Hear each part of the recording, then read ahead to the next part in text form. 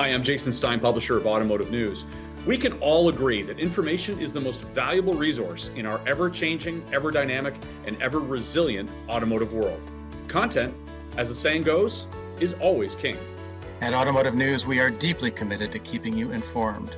Our connected, experienced, and global team of more than 50 reporters and editors work around the clock in all mediums to deliver accurate and thorough reporting and analysis.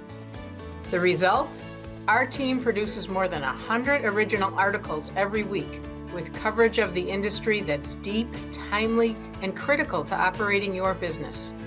We cover automakers and suppliers around the world with features including exclusive executive interviews and insights into future product plans. We cover every corner of automotive retail, including finance and insurance, mergers and acquisitions, retail technology, and dealership best practices. And we cover what's next in transportation, whether it's autonomous cars, ride-hailing services, or alternative business models. Plus, our research and data center provides insights, data, and lists to help inform decision makers across the industry. Short on time? We can help. Tune into our daily newscasts, First Shift and Auto News Now. We'll get you caught up on the day's top stories in a matter of minutes. Automotive news events bring together the industry's top leaders for exclusive discussions and critical conversations that offer insights and strategies designed to help inform your business. So that's our story, and it's a good one. Whether in print, on our website, at our events, on our videos, or in our podcasts, Automotive News is a resource you can depend on to navigate uncertain times. Thank you for the support, thank you for the trust, and thank you for being with us. Thank you. Thank you. Thank you. Thank you. Thank you. Thank you. Thank you.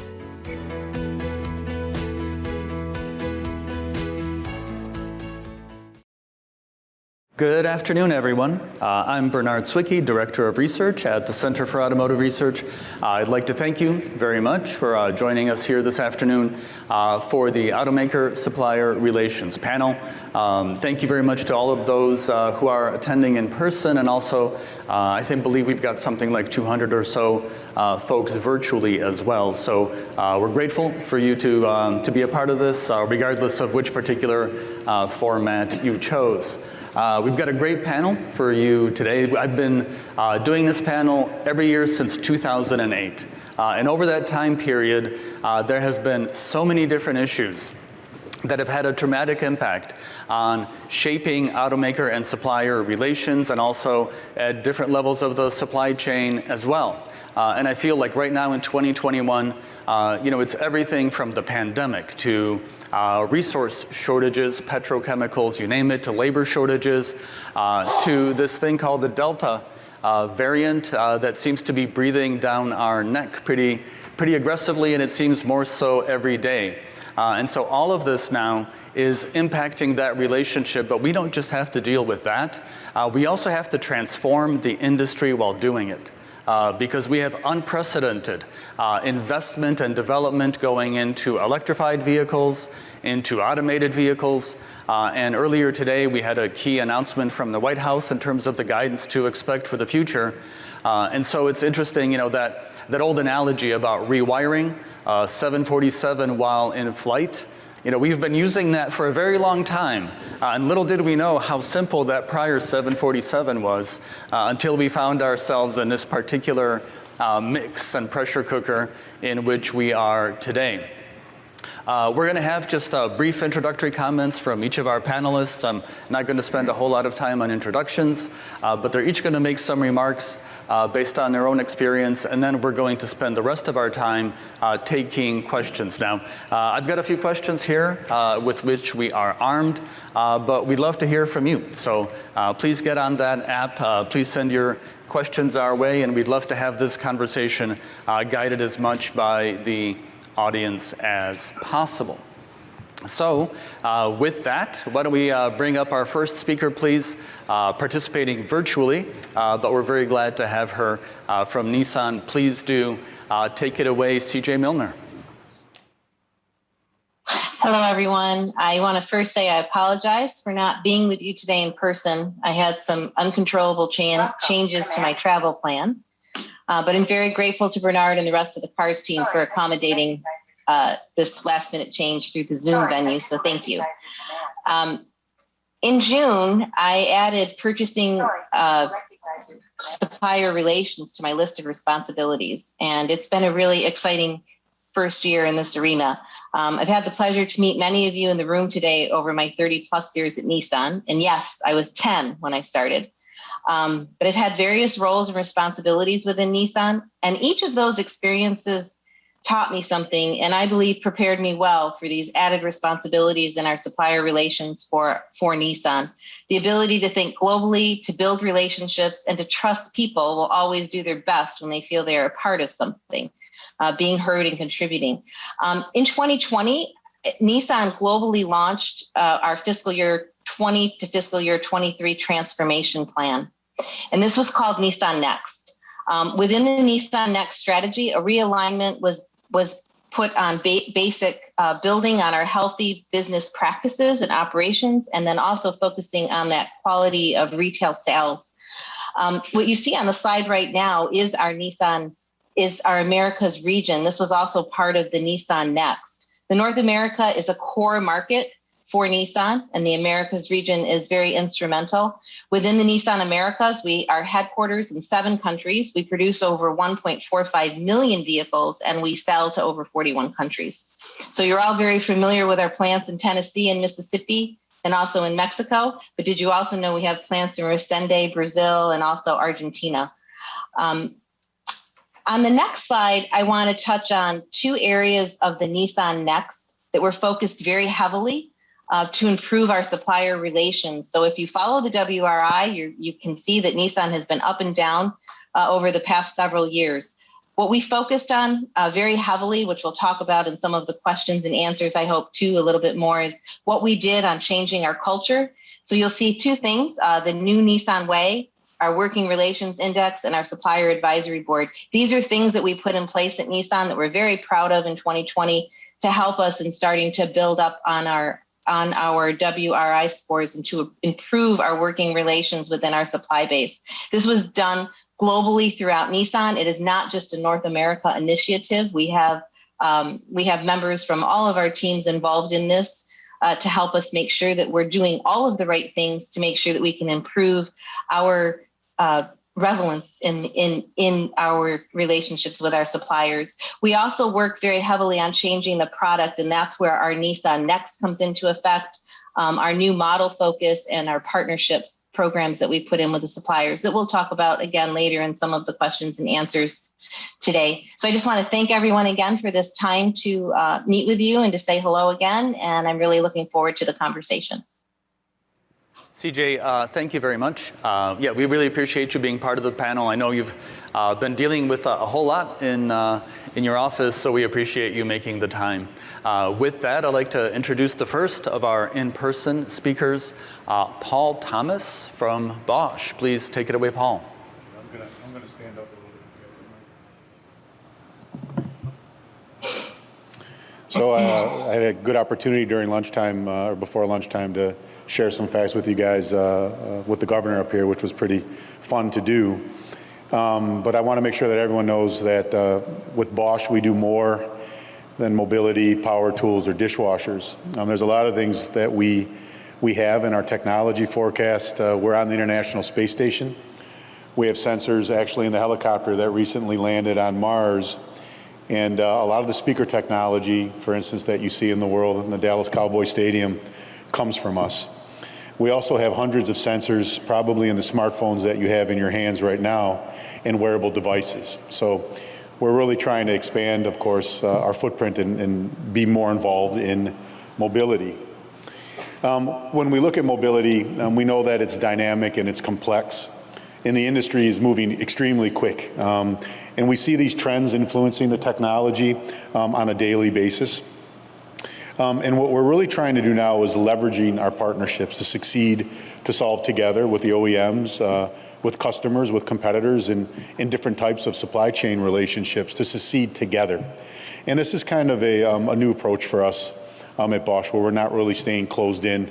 We're trying to open up our arms to take on lots of new ways to approach common solutions. One example was this Smart Parking Lab, the collaboration we have with the state of Michigan. And this was our idea to add a physical environment for the industry to test and develop technology for parking solutions, really including this big trend towards EV charging, where if we've all read the news this morning, we see the big push in our region from the government. We also see a variety of trends that are shaping the industry, and I'd like to talk just about two of them today. One of them is electrification, which will go beyond just the powertrain of the vehicle.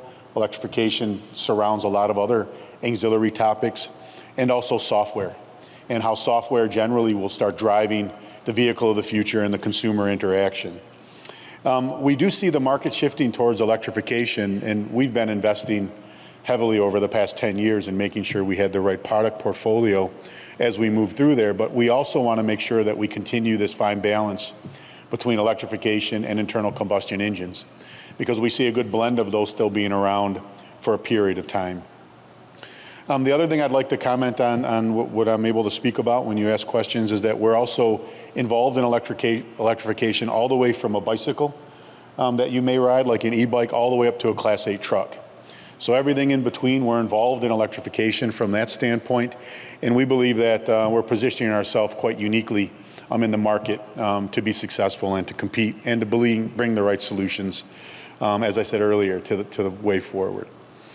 When I talk about beyond powertrain, most of you know that EVs weigh more than a conventional vehicle, and EVs will have different, or electric vehicles will have different handling and dynamics. So you have to develop a different braking system as well to manage an electric vehicle. You have to develop a different steering system also to manage an electric vehicle. So this requires more than just one person doing that. And again, we'll talk a lot about the collaboration here going forward. And you have to be flexible in this situation, that you understand what everyone's bringing to the party from the chassis side of the business, from the powertrain, and even if you look at the exterior styling of the vehicle, you have to consider all of that going forward with electrification. When we look at a vehicle and the input related to software, you know, you keep hearing a lot of things that a car will be, let's say, the next mobile phone on wheels, right? And more people are concerned about the features of the vehicle versus handling dynamics. And we do think that's important as well. And we've reorganized our company to combine all of our hardware expertise with embedded software, but also bringing in together our individual software group under one roof. So now we're able to take lots of different types of hardware that we produce with embedded software and then create an overarching EE architecture software approach to the vehicle subsystems. And this is because we know we need, and we think the automakers need, a highly networked, holistic electrical architecture. And the electrical architecture will allow some of these great solutions that we're looking for. But through all of these changes that I've commented about regarding electrification, connectivity, and software, as an industry, you have to know what your strengths are. And we found that doing it on your own costs a lot of money and also doesn't allow you to fail as fast as you can if you deal with partners. So for us, we're happy to say that in the industry, we need partners to help us drive better solutions, whether they're competitors, as I said earlier, OEMs, or even universities. So the trends that we see impacting mobility, we know they're always evolving. At the end of the day, I'd like to tell you I knew what the future holds, but I don't have a crystal ball. But at the end of the day, partnerships and collaboration, I believe, will be the key in developing solutions for the challenges of the future. So I'm excited to join the panel. Please ask lots of good questions. I'd like to introduce Wilm. Take it away, Wilm. So, good afternoon. I think it's a hard spot to be here after lunch, the last day, and after the governor's speech, but we will do our best. So I hope you're still attentive and not thinking about the way home already. It will be an interesting panel here. Mobility is changing, but our passion is enduring. Brose is preparing for the cities of the future and is spearheading development. Easy, intuitive, without barriers.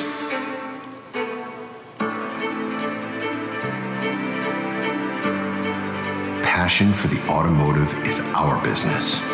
That's why we're always one step ahead in sustainable solutions and excellent design. We want better and more elegant travel options for more comfort and more freedom.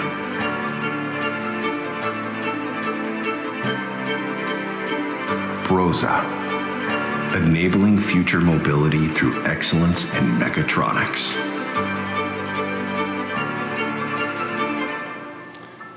Okay, so I hope the video gave you a good snapshot of what our positioning is right now in the market.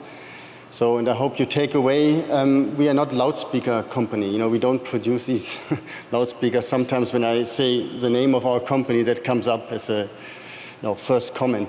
But what the video didn't show you is actually what is Brose about. And I believe we have some fairly unique aspects to our company culture, which are also relevant for the discussion we will have today.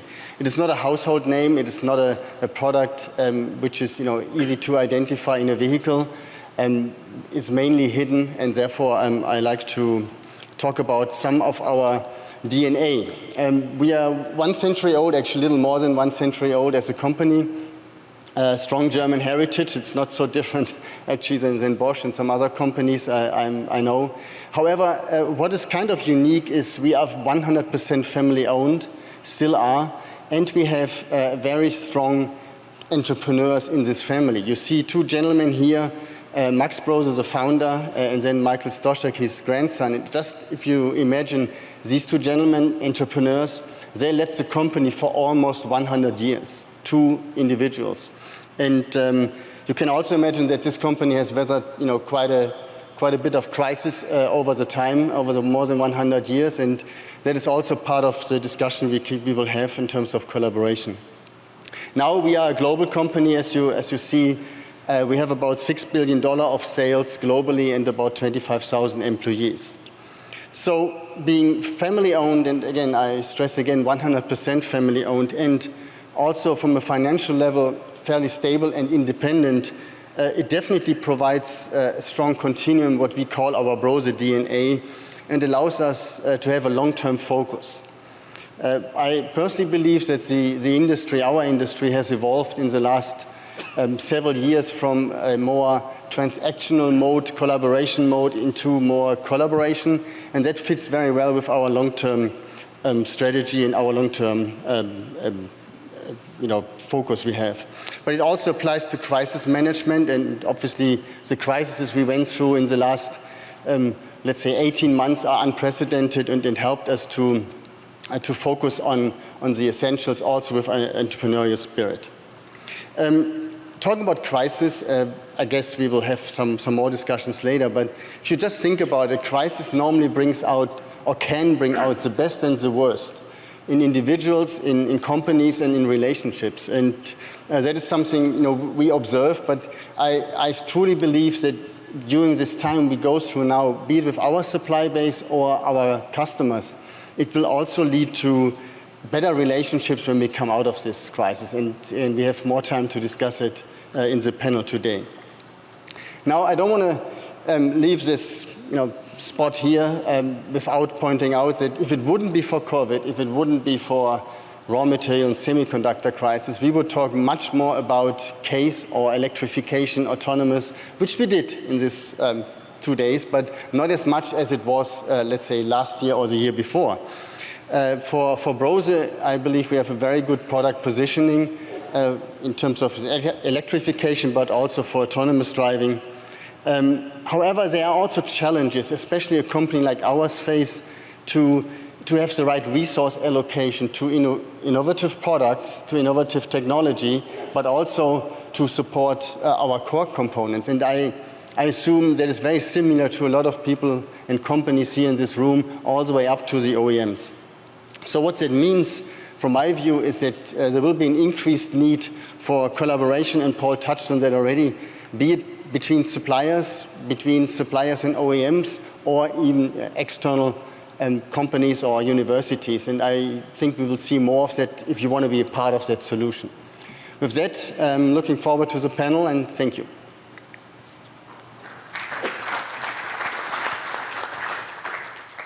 Wilm, thank you very much. Welcome to the panel.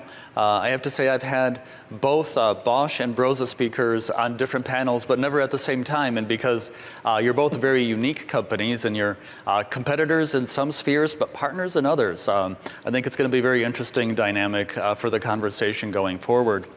Now it's time to begin our Q&A session for our conversation. And again, we encourage all of you to submit your questions as we go, and our speakers to please comment on each other's responses.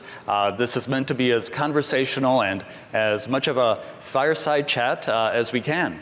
And I'd like to start with, I think, the only possible way to start, which is addressing, the environment we find ourselves in today. It's, going on about a year and a half that we've had pandemic, commodities shortages, and now potentially pandemic rising again. During that time, as I mentioned earlier, we're transforming the industry. And I'd really like our audience to hear what have been some of the key challenges that you've faced.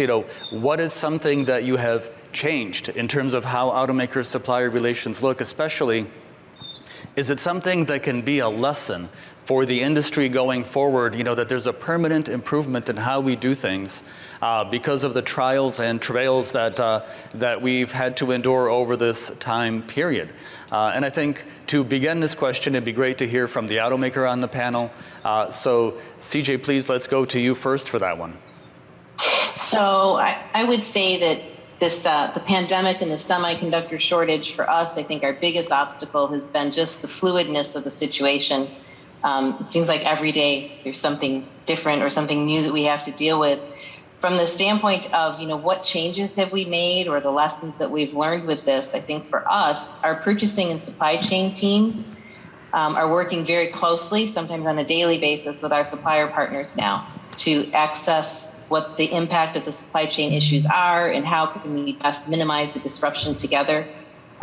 We've done this through very consistent and transparent communication with all of our supplier partners because they've played a very critical role. And this is something we are going to continue to do for sure, because we found some very, very good benefits from this, right? Having that open and transparent conversation. And we're managing our production now based on demand for the models in the market, as well as managing our inventory levels.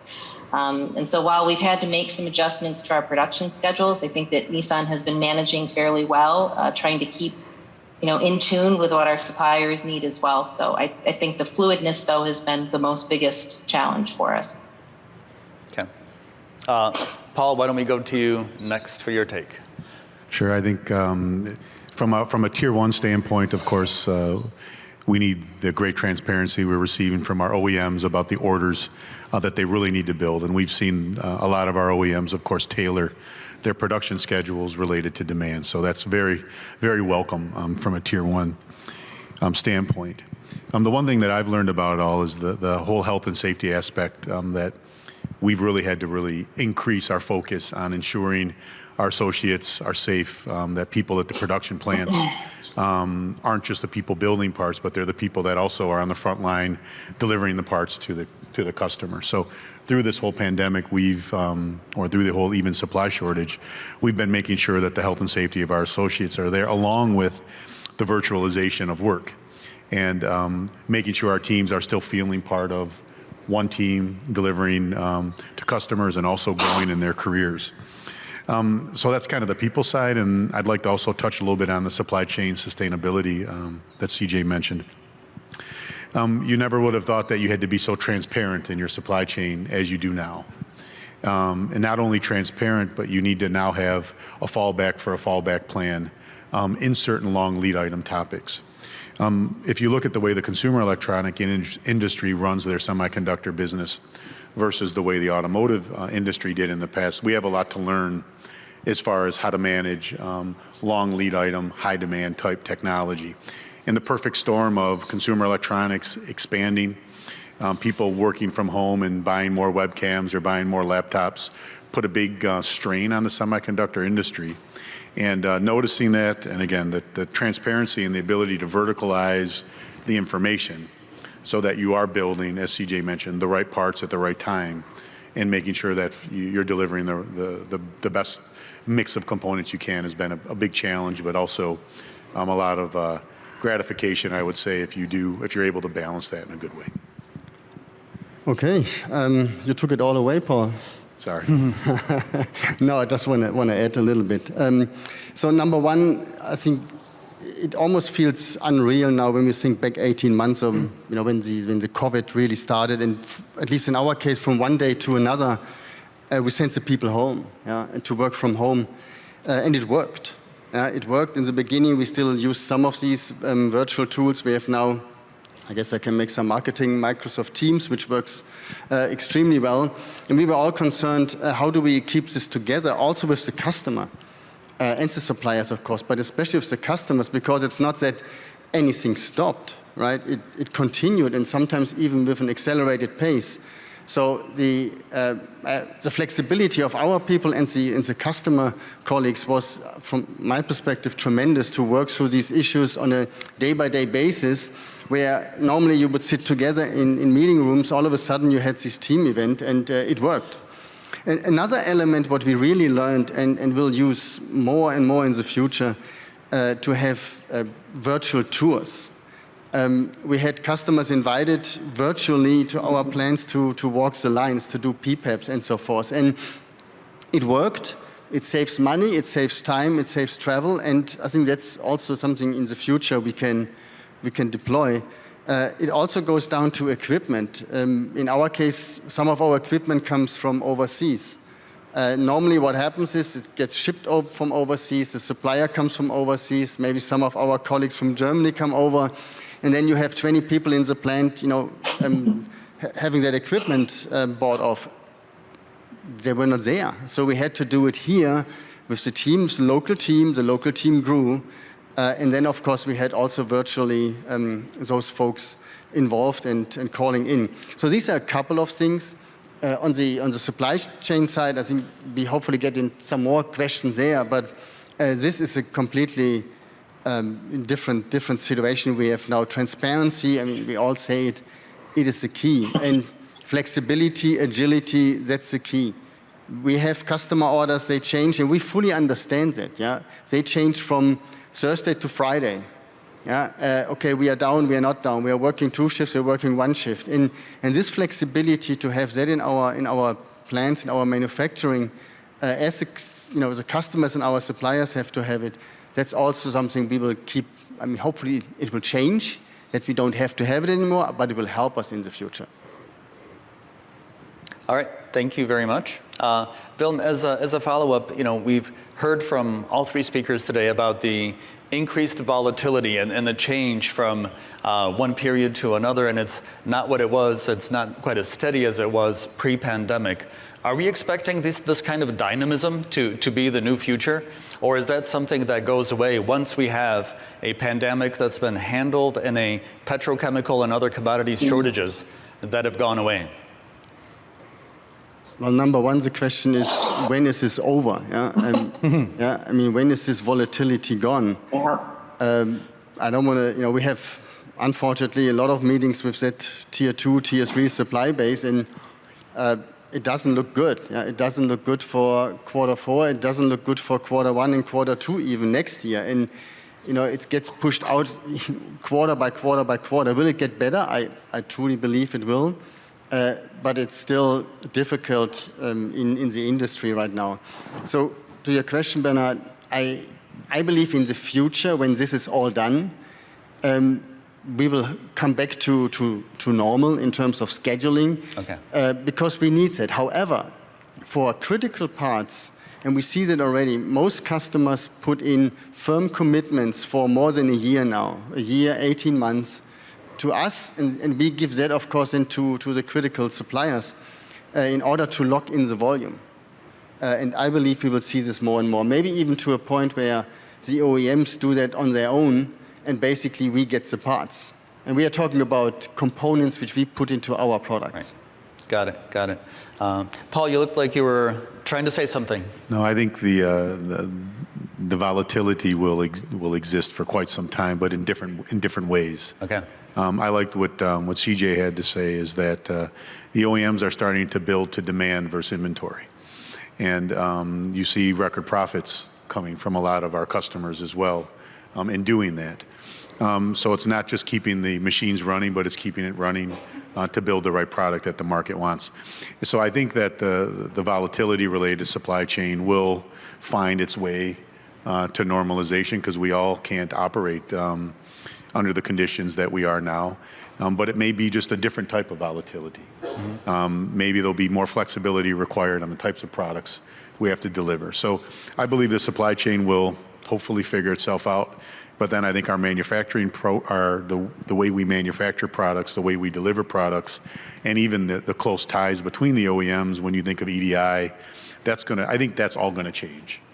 And if you want to call that volatility, you can, but I call it progress a little bit as we start moving to a more, let's say, real life type scheduling operations with rare resources. Yeah. Thank you. And CJ, would you like to weigh in from the Nissan and from the automaker point of view? Yeah, I would say that flexibility is kind of the key word. I think this crisis crisis always brings progress with it. You know, it sounds like it's unachievable when the crisis is happening. You don't know what you're going to do. But what I've really seen is that from a supply base, and even with the OEMs, we've seen some resilience, and we have learned to be more flexible. We've learned to be more flexible with our product. We've learned to be more flexible with our manufacturing and with our staff, you know, with our people and our teams. So I think that, you know, it's been tough. 2020 was a tough year. 2021 has been really even more difficult. I agree with the other panel speakers. I don't know if this is going to stop anytime soon, or if the volatility is just going to be different. But I think flexibility and transparency are the two key things that came out of this crisis management for all of us. And hopefully that's going to help us get through the next phase. Yeah, no, thank you for that. And again, having run this panel for such a long time, I believe it's nice to see the fruits of prior crises helping us deal with this one. So it's a painful transition, but it seems to be making us stronger and better able to adapt to whatever comes along the way, because certainly I think we could not have predicted this particular blend of factors that we're dealing with right now. We've had a few questions here that are along a similar line, and I'd like to ask this to our supplier members, Paul and Wilm. Working for startup automakers, can you talk a little bit about how that's different, how maybe it presents its own unique challenges from the supplier point of view? Well, let me take this. So again, we talk about learning. What can we learn as an industry, and of course we as suppliers, as a single company also, and working with what we call new OEMs has taught us quite a bit in terms of time to market, in terms of speed, and in terms of finding the balance of using, let's say, our typical development process, product development process, which we have worked out, of course, with the, let's call it, traditional OEMs over years, applying it, or at least the key milestones of it, and still being quick and fast. But of course, it always needs two. Yeah. So it cannot only be the supplier being fast. The OEM, the customer, has also being agile enough and go all the way with you during these phases, and accepting that maybe something is not perfect, or you produce the first parts of tools not out of a production tool, which was unheard of before. So I believe we can all learn from it, and honestly, I see already that the traditional OEMs are learning heavily from it, and especially when it comes to new products, new platforms, the BEVs, we see different ways of approaching it and having shorter time between RFQ and the SOP of the product than we have seen before. Thank you, Wilm. Paul? Yeah, I think I always have a statement in my mind. It's written on a board from an old manager of mine that always says, old technology will fight back. And that's why I don't like to classify new OEMs and existing OEMs. To me, they're all pretty good customers of ours.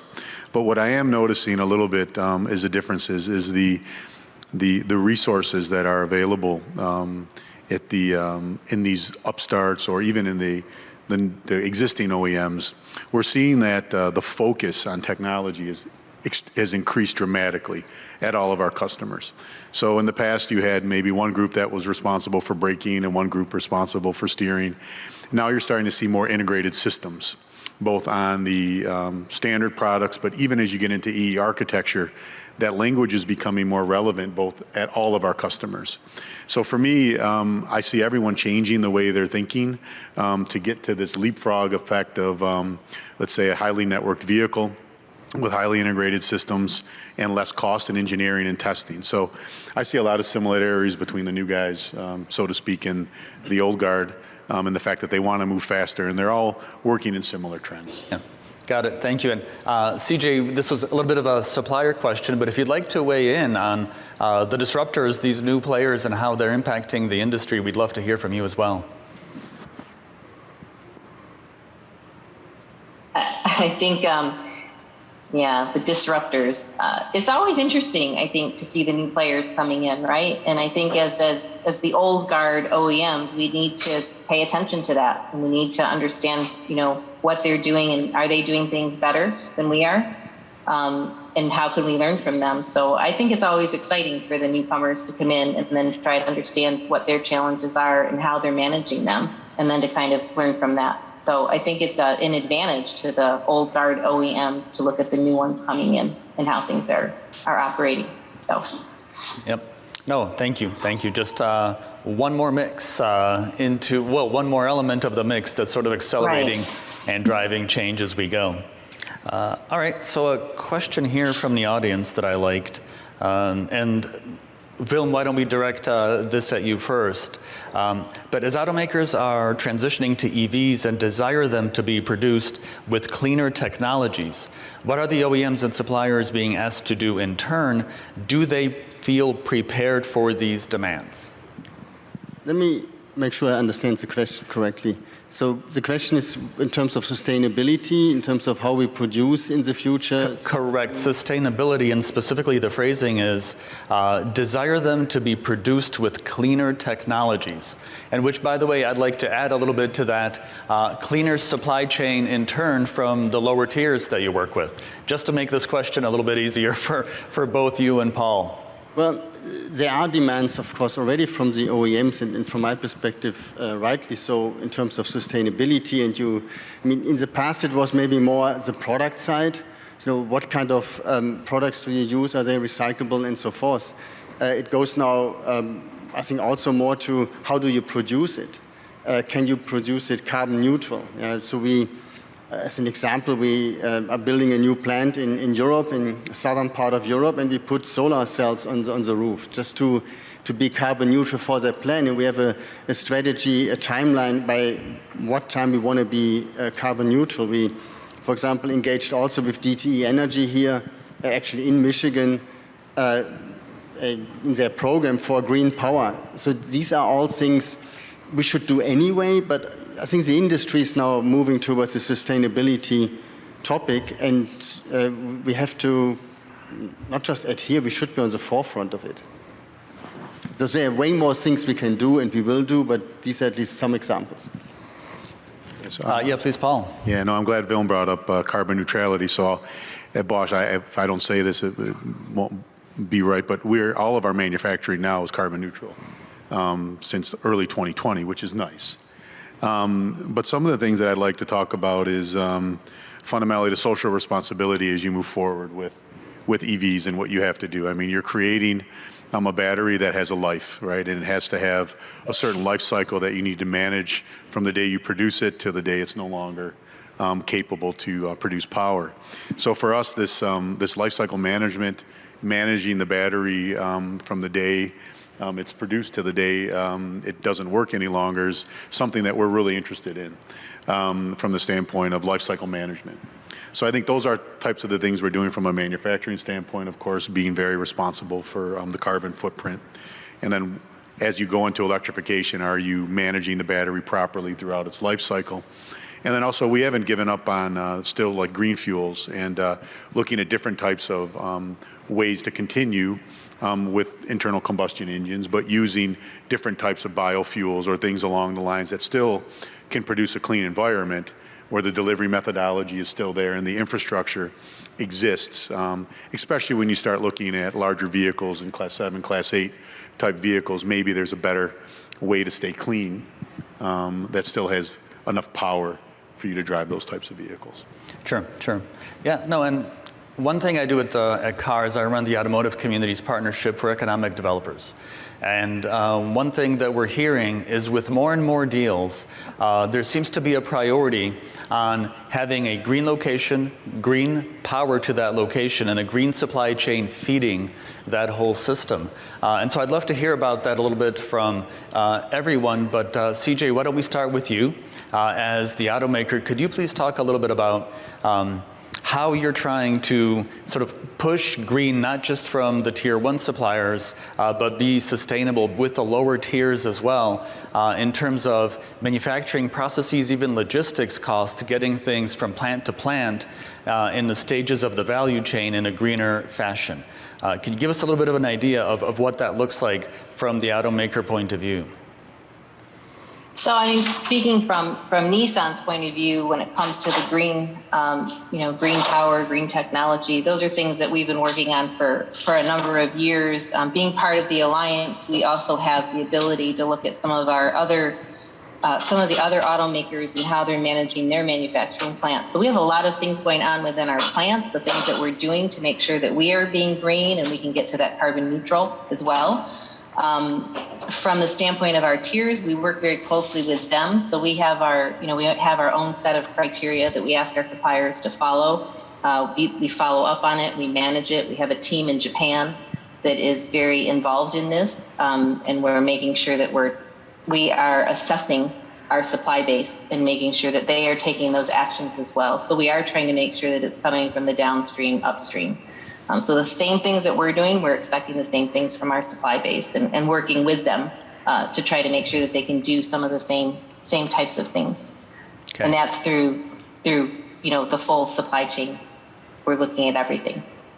Yep. Yeah. No. Thank you. Thank you. Paul, could we hear from you next in terms of especially working with the lower tiers? Is that changing as a result of this dynamic?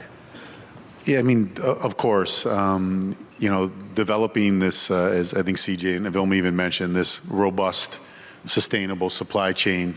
When you think about how they're delivering to you and the location of your manufacturing facilities, and localization is becoming very important for us. When you think about how far, and we talk about semiconductors, and I'll use it as an example, how far a semiconductor needs to travel before it makes it into a vehicle in Tennessee or in Detroit.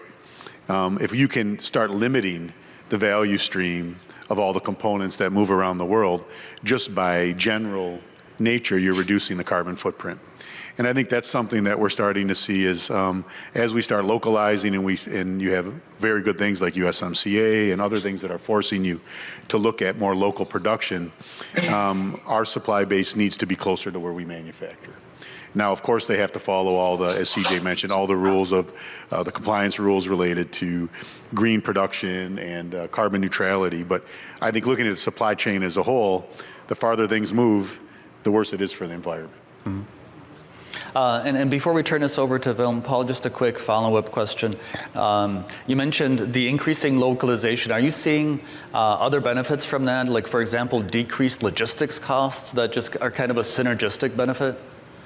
Yeah, I mean, from a localization standpoint, there's lots of benefits, right? So you can, if there's quality issues, you don't have a long value stream related to that. You don't have to store as much inventory as we may see people starting to do more of later.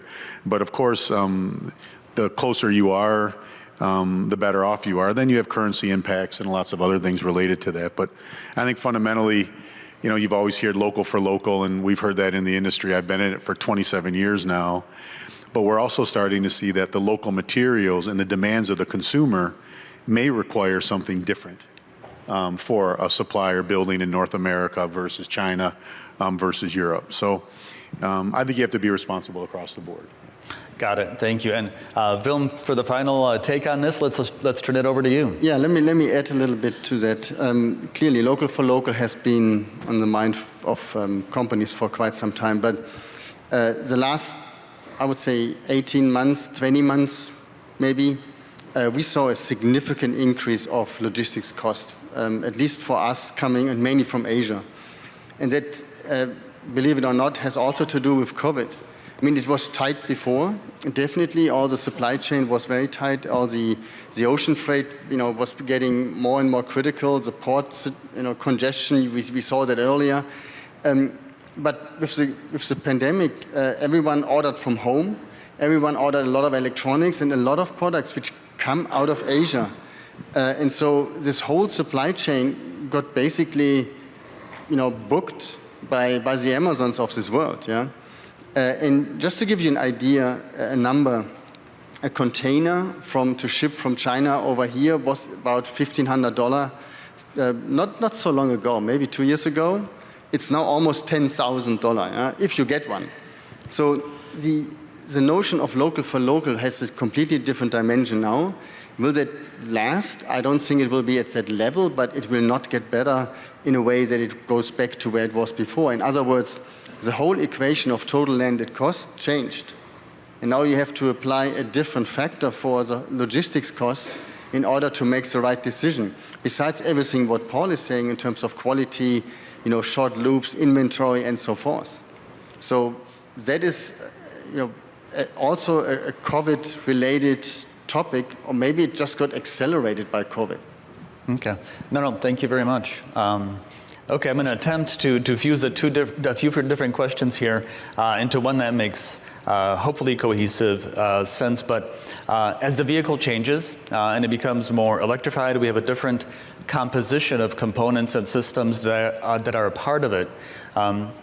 And basically, I'd like to hear a little bit about the changing role of suppliers.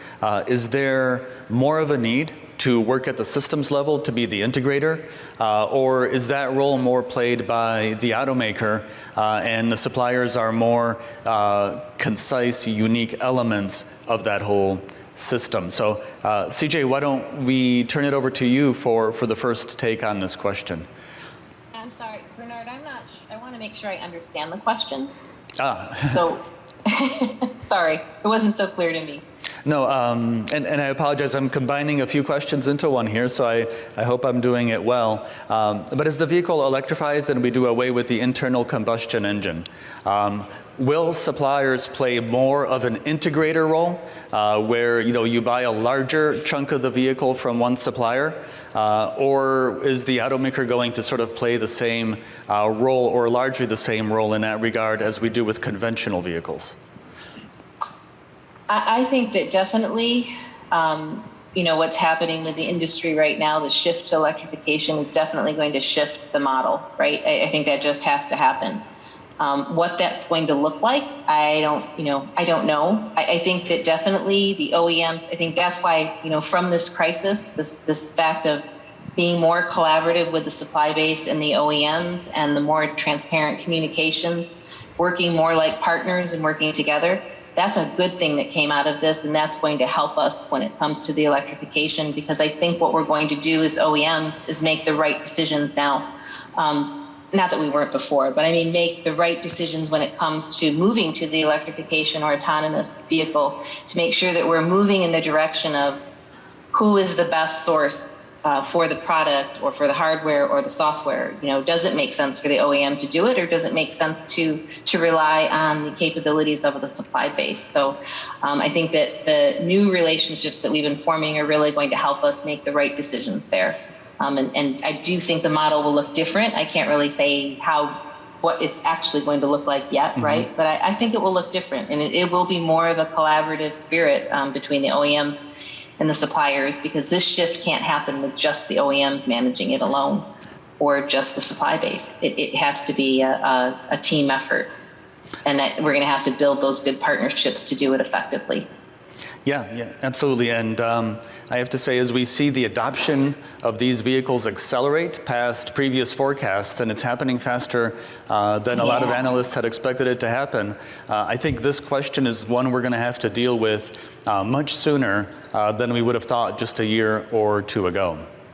All right, so for the first supplier take on that, Paul, why don't we turn it over to you? Yeah, I don't know. I mean, no one can, with a show of hands, but when has the the market share of electrification been any more clear than what we've heard in the past couple of weeks. Right.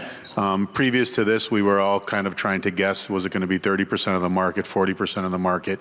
And the industrialization plans are always privy on what do you think the market will hold.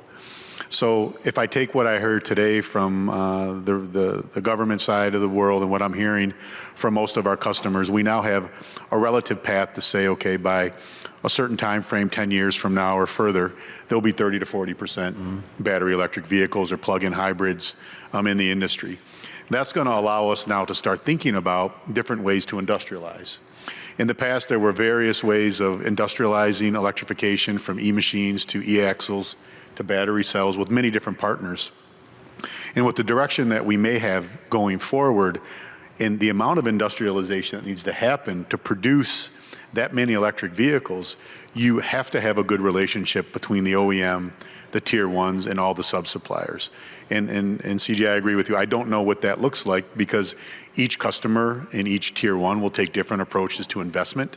And there's not everyone doesn't want to invest in the same thing. So we just have to be smart and find the right way through it. But like I said, today I'm able to say, okay, if we can get to 30% BEV along with PHEV and others, it gives you at least a little more certainty. And there's not a lot of waffling anymore like we've had in the past. And that's the direction we're going to operate with and industrialize accordingly. Wilm?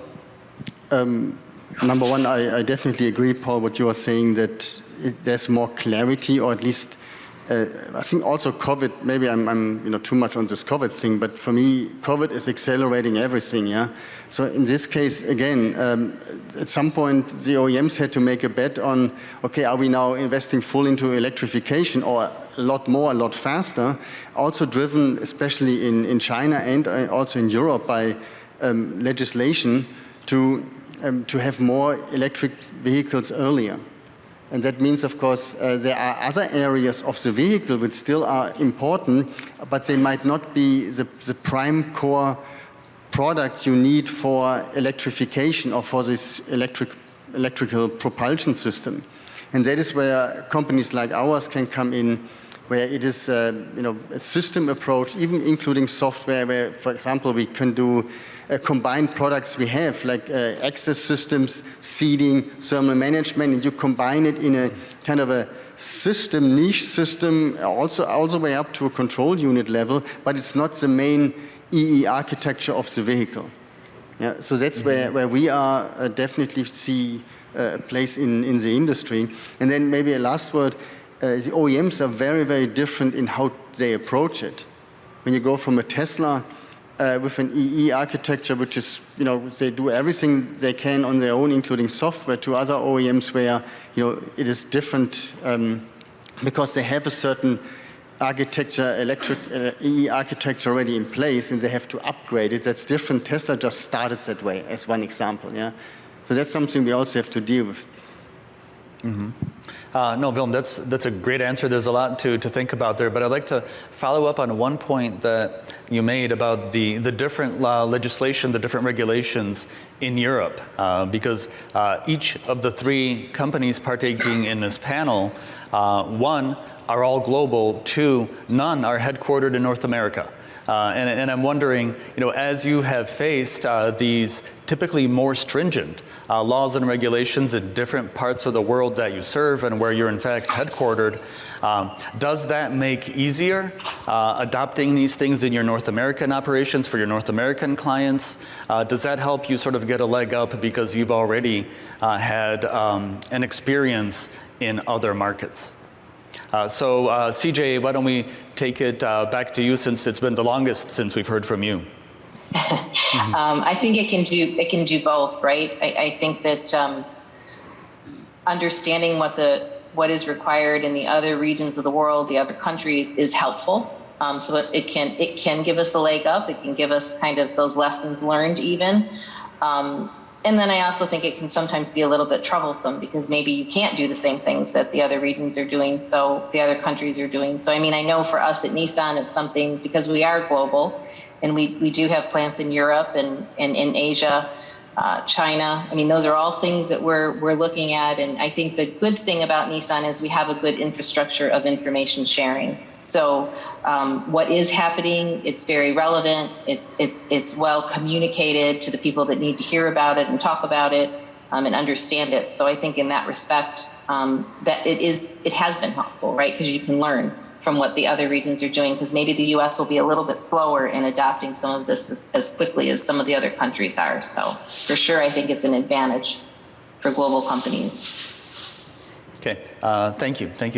Paul, why don't we hear from you? Yeah, I mean, the Bosch slogan is invented for life, right? So, and that doesn't apply to North America, Europe, or Asia. It's around the world. So fundamentally, we're a global company as well, and we don't segment our development of what's good for North America, what's good for Europe, what's good for China. We have global customers that are also asking for very similar things.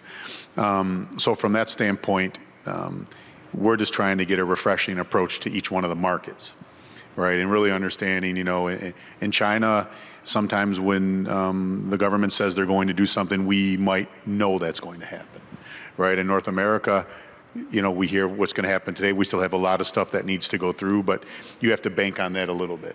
But our product portfolio won't change on the global scale.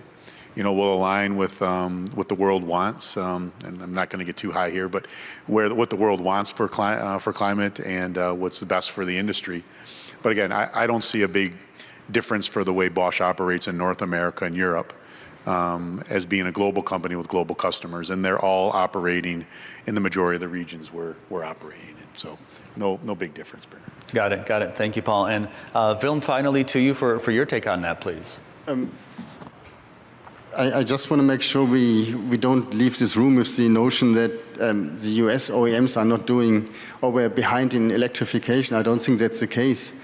It sometimes feels like it when you look at numbers, like, we saw it when that's more how many BEVs will we have on the road here, but most of these customers, as both of you said, are global. They develop here, or they develop in Asia, or they develop in Europe for global platforms, and some of them actually were in the forefront of the whole electrification. So you almost cannot distinguish them. Yeah, clearly there are some different regulations, but at the end, we have to pull our resources together globally and work on these topics. Thank you very much. And as we get ready to close this out in the closing minutes, we've got a question here that I thought did a good job of capturing a few different elements that we've been talking about. And it is this: compared to 5 years ago, what were the challenges we were facing then? How are we better? How are we different? And I would add to that, how does that prepare us for the next crisis? CJ, why don't we start with you?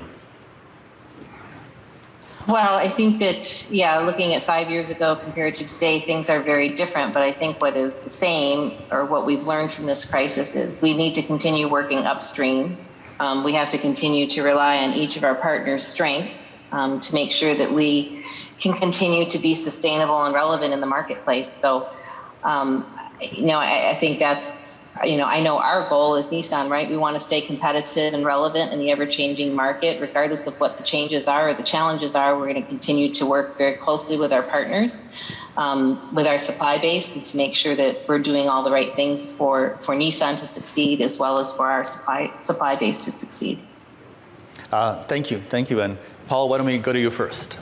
Yeah, I'll take 30 seconds, Wilm, and you can have the rest. But what I'm really impressed is, I guess I was approached today by a college student from the Center of Creative Studies this afternoon, and she was telling me about projects she was doing in mobility, about saving people's lives with automation, with mobility, and electrification. And she walked up to a group of executives and had this conversation with us. And what I find happening in the last 5 years is that our industry is more welcoming to ideas, to people that want to change mobility more than just producing vehicles. So that really hit me hard today, that she took the time to talk about that. And I like seeing the talent versus 5 years ago, what we're bringing to the industry. I mean, all the supply situations and everything aside, I'm happy to see that mobility is a very good place to work, and we're seeing very good solutions coming to the market. So I'd like to answer it that way. Yeah, no, that's great. And I have to say, as the vehicle becomes a more technology-intensive product, it is my hope that we really appeal to the imaginations of the young and really get them as involved in this industry as possible. And hopefully more of that is possible because of all this electrification and automation and technologies that we're adding.